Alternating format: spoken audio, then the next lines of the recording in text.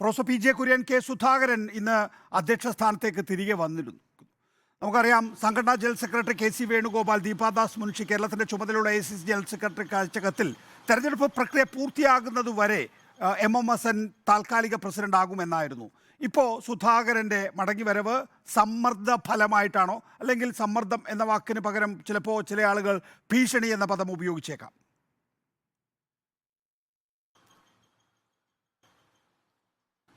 അല്ല, ഇതൊക്കെ നിങ്ങൾ മാധ്യമങ്ങൾ ഉണ്ടാക്കുന്ന കഥകളല്ലയോ? സമ്മർദ്ദം ചെലുത്തി എന്നുള്ളതിന് എന്തെങ്കിലും തെളിവ് മാധ്യമങ്ങളുടെ കയ്യിലുണ്ടോ? ശ്രീ സുധാകരൻ തന്നെ അതിന് മറുപടി പറഞ്ഞിട്ടുണ്ട്. അപ്പോൾ സമ്മർദ്ദമോ ഭീഷണിയോ എന്നൊക്കെ ഇതെല്ലാം മാധ്യമങ്ങളുടെ ഒരു എന്താ പറയുന്ന ഗസ് വർക്കാണ്. അതിനപ്പുറത്തൊന്നുമില്ല. ചെറിയ കാര്യങ്ങളെ വാർത്തയ്ക്ക് വേണ്ടി വലുതാക്കുക എന്നതാണ് ഇപ്പോൾ മാധ്യമങ്ങൾ ചെയ്യുന്ന ജോലി. ആ കൂട്ടത്തിലൊന്നാണ് ഇത്. Shri K Sudhakaran KPC പ്രസിഡൻ്റായിരുന്നു. ഇലക്ഷന് സമയത്ത് വേറൊരാൾക്ക് ചാർജ് കൊടുത്തു. അത് കഴിഞ്ഞ് ഇലക്ഷൻ കഴിഞ്ഞ് അദ്ദേഹം വന്ന് ചാർജ് എടുത്തു. ഇതേ ഉള്ളൂ കാര്യം. അതിന് 4 ദിവസം താമസിച്ചു എന്ന് പറയാൻ കാരണം ശ്രീ MM ഹസൻ വിളിച്ചു കൂട്ടിയ രാഷ്ട്രീയകാര്യ സമിതി എക്സിക്യൂട്ടീവ് യോഗം നടക്കണമായിരുന്നു. അതുകൊണ്ട് താമസിച്ചു. അതിനപ്പുറത്തൊന്നും ഞാനിതിൽ കാണുന്നില്ല. പ്രൊഫസർ പി ജെ കുര്യൻ, നേരത്തെ നിയമസഭാ തെരഞ്ഞെടുപ്പ് കാലഘട്ടത്തിൽ രമേശ് ചെന്നിത്തല PCC അധ്യക്ഷനായിരിക്കെ അദ്ദേഹം തെരഞ്ഞെടുപ്പിൽ മത്സരിക്കാൻ പോയപ്പോൾ തലേക്കുന്നിൽ ബഷീറിനായിരുന്നു ചുമതല നൽകിയിരുന്നത്. പോളിംഗ് കഴിഞ്ഞ ഉടൻ തന്നെ രമേശ് ചെന്നിത്തലയ്ക്ക് തിരികെ പ്രവേശിക്കാനായി. പക്ഷേ കെ സുധാകരൻ്റെ കാര്യത്തിൽ അതുണ്ടായില്ല. സുധാകരന് സമ്മർദ്ദമോ ഭീഷണിയോ ചെലുത്തി കഴിഞ്ഞതിന് ശേഷം മാത്രമാണ് PCC അധ്യക്ഷ സ്ഥാനം തിരികെ കിട്ടിയിട്ടുള്ളത്. സുധാകരൻ്റെ കാര്യത്തിൽ ഈ ഒരു താപ്പിൽ സുധാകരനെ മാറ്റിക്കളയാം എന്ന് കേരളത്തിലെ കോൺഗ്രസിലെ ചില നേതാക്കളോ അല്ലെങ്കിൽ AICCയിലെ ചില നേതാക്കളോ കരുതിയിരുന്നോ? അതല്ലേ ഞാൻ പറഞ്ഞത്.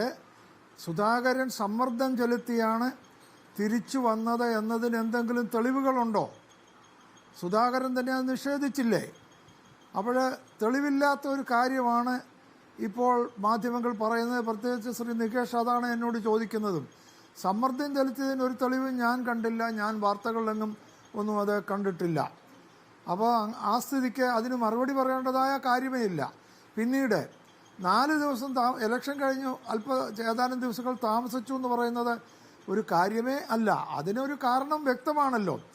അതായത് ഇലക്ഷൻ റിവ്യൂവിന് Shri MM Hassan acting president തന്നെ ഒരു നോട്ടീസ് അയച്ചിരുന്നു.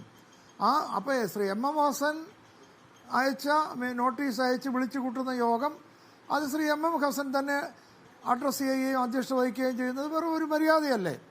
അത് നടന്നേ ഉള്ളൂ.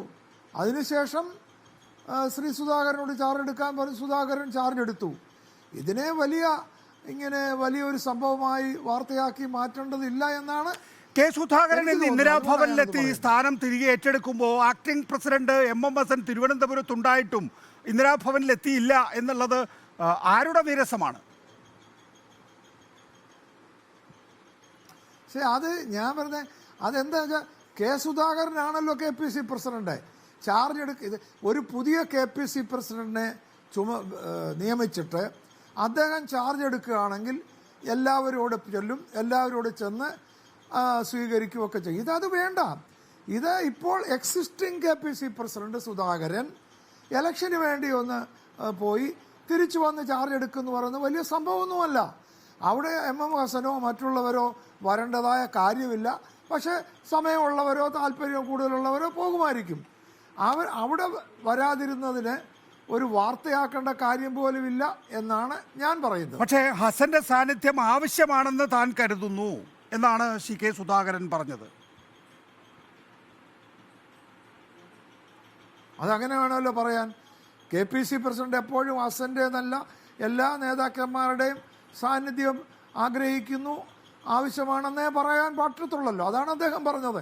ഹസനോട് ഉണ്ടായിരുന്നെങ്കിൽ എല്ലാവരും നല്ലതായിരുന്നു, ഞാൻ പോയിരുന്നാലും നല്ലതായിരുന്നല്ലോ, ഞാനും പോയില്ലല്ലോ, അങ്ങനെ ഓരോരുത്തരും ചെന്നാൽ നല്ലതായിരുന്നു എന്ന് പറയുന്നതിനകത്ത് മറ്റൊന്നും വ്യാഖ്യാനം കൊടുക്കണ്ട.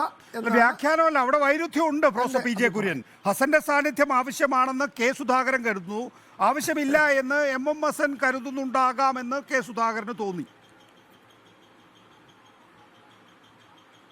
അതെ, അങ്ങനെയാണെങ്കിൽ തന്നെ കോൺഗ്രസ് പോലുള്ള ഒരു ജനാധിപത്യ പാർട്ടിയിൽ അത്തരം വ്യത്യസ്തങ്ങളായ കാഴ്ചപ്പാടുകളും അഭിപ്രായങ്ങളും സ്വാഭാവികമാണല്ലോ. അതിനകത്തൊന്നും അസ്വാഭാവികതയില്ല. ഇപ്പം സുധാകരൻ ചാർജ് എടുക്കുന്നു, പുതിയ KPC പ്രസിഡന്റ് അല്ല, നേരത്തെയുള്ള KPC പ്രസിഡന്റാണ്.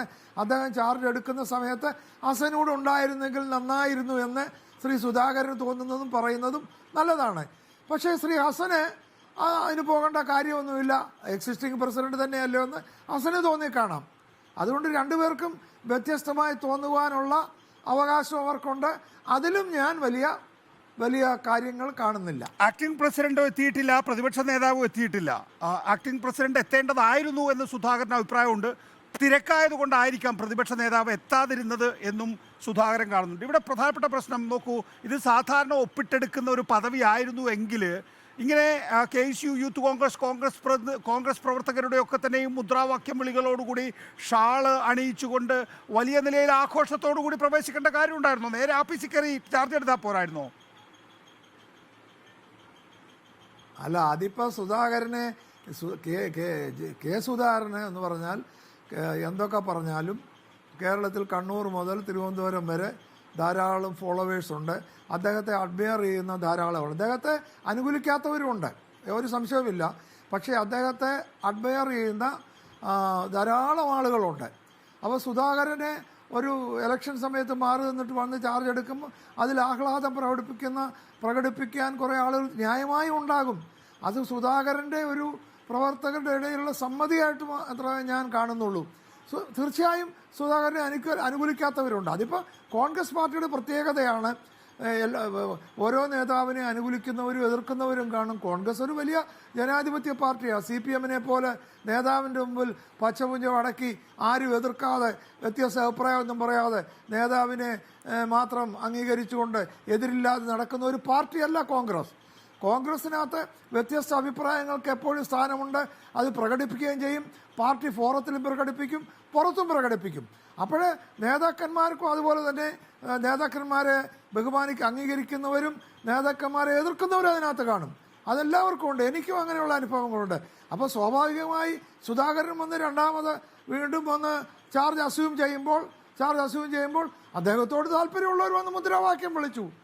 അതൊന്നും വലിയ സംഭവമായി ചിത്രീകരിക്കേണ്ട എന്ന് തന്നെയാണ് എൻ്റെ നിലപാട്. ഈ കടുത്ത നിലപാടിലേക്ക് പോകുമെന്ന് സുധാകരൻ അറിയിച്ചതോടുകൂടിയാണ് ചുമതല ഏൽക്കാൻ ഡൽഹിയുടെ അനുമതി കിട്ടിയത് എന്ന ഒരു വാർത്ത താങ്കളുടെ ശ്രദ്ധയിൽപ്പെട്ടോ എന്ന് എനിക്കറിയില്ല. അങ്ങനെ ചില മാധ്യമങ്ങൾ റിപ്പോർട്ട് ചെയ്തിട്ടുണ്ട്. ഈ കടുത്ത നിലപാടിലേക്ക് എന്ന് പറയുമ്പോൾ കെ സുധാകരനെ സംബന്ധിച്ചിടത്തോളം BJP-യിലേക്ക് എന്നുള്ളതാണ്. തനിക്കിഷ്ടമുള്ളപ്പോൾ BJP പോകും എന്ന് പറഞ്ഞയാളാണ് കെ സുധാകരൻ. ഏറ്റവും ഒടുവിലത്തെ അഭിമുഖത്തിൽ പോലും ഒരിക്കലും BJP-യിലേക്ക് പോകില്ല എന്ന ചോദ്യത്തിന് കെ സുധാകരൻ പറഞ്ഞ മറുപടി ഇപ്പോഴില്ല എന്ന് മാത്രമാണ്. പ്രൊഫസർ PJ കുര്യൻ, അങ്ങനെ ഈ തെരഞ്ഞെടുപ്പിൻ്റെ 3ാം ഘട്ടം മാത്രം പൂർത്തിയായിരിക്കുന്ന സാഹചര്യത്തിൽ കെ സുധാകരൻ BJP-യിലേക്ക് പോയിക്കളഞ്ഞ് ഒരു വാർത്ത ദേശീയ തലത്തിൽ സൃഷ്ടിക്കേണ്ട എന്ന് വിചാരിച്ചിട്ടാണോ പെട്ടെന്നുള്ള അനുമതി അങ്ങനെയല്ല എന്ന് താങ്കൾ പറഞ്ഞെങ്കിൽ പോലും അത് കോൺഗ്രസിൻ്റെ തലയ്ക്ക് മീതെ ഒരു ഡെമോക്രസിൻ്റെ വാൾ പോലെ തൂങ്ങിക്കിടക്കുന്നുണ്ടോ? അപ്പോൾ പിന്നെ ശ്രീ നികേഷ്, ഇങ്ങനെയുള്ള ഭാവനകളൊക്കെ കാണുവാനും പറയുവാനുള്ള അവകാശം നമ്മുടെ ജനാധിപത്യത്തിൽ എല്ലാവർക്കും ഉണ്ട്. അതുകൊണ്ട് ശ്രീ നികേഷിനും അത് ചെയ്യാം, അതിന് കുഴപ്പമൊന്നുമില്ല. പക്ഷേ ഈ കോൺഗ്രസ്സുകാർ കുറേ ആളുകളെ മനഃപൂർവ്വം BJP ആക്കാന്നൊരു പ്രവണത ഇവിടെ കുറേ ആളുകൾക്കുണ്ട്. എന്നെ എത്ര പ്രാവശ്യം BJP ആക്കിയെന്നറിയാമോ? ഞാൻ രാജ്യസഭ ഡെപ്യൂട്ടി ചെയർമാൻ ആയിരുന്നപ്പം കുറേ പേര് എന്നെ BJP ആക്കി. അത് കഴിഞ്ഞിട്ട് ഞാൻ പിന്നെ എന്നെ BJP ആക്കി. എത്ര തവണ എന്നെ BJP ആക്കി. അതുപോലെ സുധാകരനോട് വിരോധമുള്ള കുറേ ആളുകൾ BJP ആക്കാൻ ശ്രമിക്കും. അതുകൊണ്ടൊന്നും സുധാകരൻ BJP ആകത്തില്ല. സുധാകരൻ കോൺഗ്രസിൻ്റെ അടിയുറച്ച ഒരു പടയാളിയും നേതാവുമാണ്.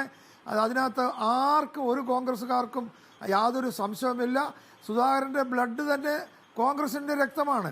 ശക്തമായി ഇത് പ്രശ്നം എന്താണെന്ന് വെച്ചാൽ സുധാകരൻ ഇടതുപക്ഷ CPM-നെ പ്രത്യേകിച്ച് മറ്റാരേക്കാൾ ശക്തമായി എതിർക്കുന്നു. അങ്ങനെ CPM-നെ ശക്തമായി എതിർക്കുന്നവരെ സംഖ്യകളാക്കുക, BJP ആക്കുക എന്നുള്ള ഒരു പ്രവണത ചിലരൊക്കെ പ്രത്യേകിച്ച് കാണിക്കുന്നുണ്ട്.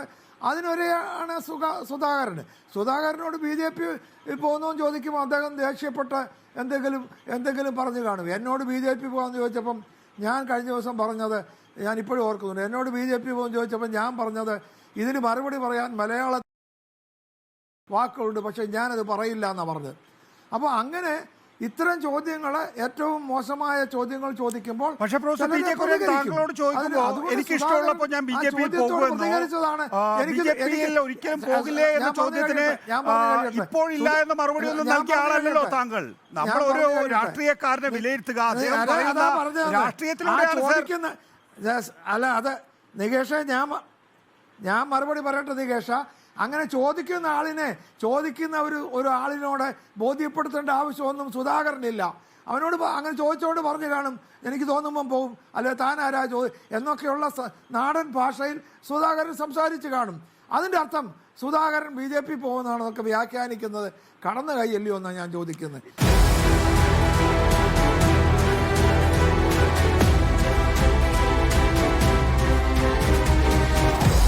Debate with MV Nikesh Kumar.